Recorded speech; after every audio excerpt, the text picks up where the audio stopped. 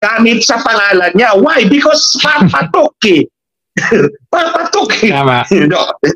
O di ba? Eto, kuya. Hindi, totoo naman eh. No, kahit din naman ako, kahit ako, kung mala Ninyo Barsaga ako na scammer, eh talagang mas gagawin ko yon na doon na ako sa mas yung talagang mas patok.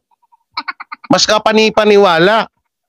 Kasi 'di ba, alam naman na natin na marami talaga na naging issue about kay Mama, ano ba pwede natin tawag sa kanya? Kay Doña Lisa. Doña Lisa na lang. Doña Lisa, may amoy. No, kay Doña Lisa, 'di ba? Talagang kahit din ako scammer, mapapaisip ako na, maraming ganito si may mga kaso, may mga issue diyan about sa